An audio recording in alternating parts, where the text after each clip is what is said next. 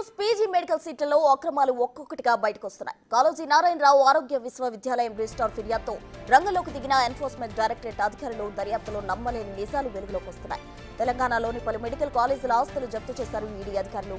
Mallareddy medical college, Chalmeda Anantha Rao వైద్య కళాశాల, MNR medical కాలేజీలకు చెందిన 5,34,00,000 రూపాయల ఆస్తులు జప్తు చేసినట్లు ఈడీ ప్రకటించింది. ఈ లెక్కన ఇప్పటి వరకు 9,71,00,000 రూపాయల ఆస్తులు జప్తు చేసినట్టయింది.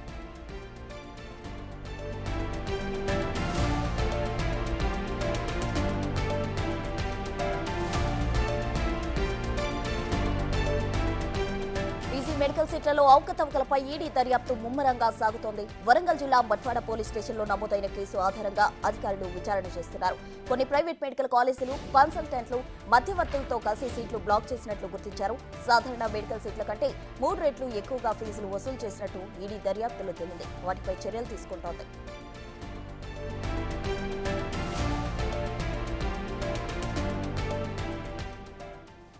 పీజీ మెడికల్ సీట్లలో అక్రమాలు ఒక్కొక్కటిగా బయటకు వస్తున్నాయి. దీనికి సంబంధించి తాజా డీటెయిల్స్ మా అసోసియేట్ ఇన్పుట్ ఎడిటర్ నగేష్ అందించేందుకు సిద్ధంగా ఉన్నారు. నగేష్, వేదికగా ఈడీ దర్యాప్తుని ఏ రకంగా కొనసాగుతుందని చెప్పి ఒక ట్వీట్ చేసింది.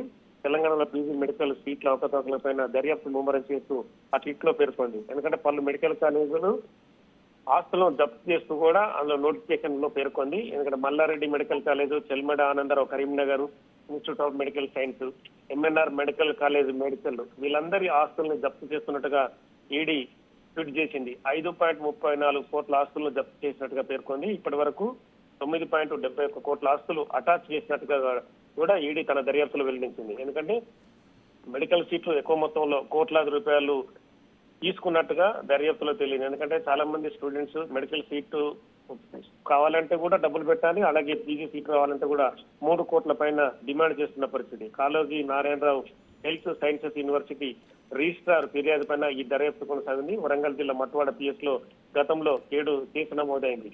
ఎందుకంటే కోట్ల రూపాయల స్కామ్ కాబట్టి ఈడీ ఎఫ్ఐఆర్ ని తన దగ్గరకు తీసుకుంది. ఎఫ్ఐఆర్ ఆధారంగా ఈ దర్యాప్తును కొనసాగించింది.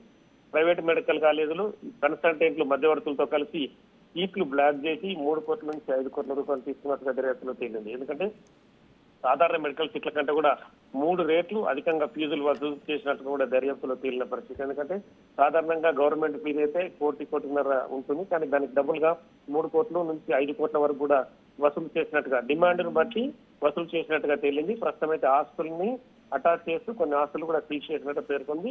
తదుపరి దర్యాప్తు కూడా ఇంకా కొనసాగుతుందని చెప్పి ఈడీ తన ఎక్స్ వేదికగా తెలియజేసింది. Thank you Nagesh.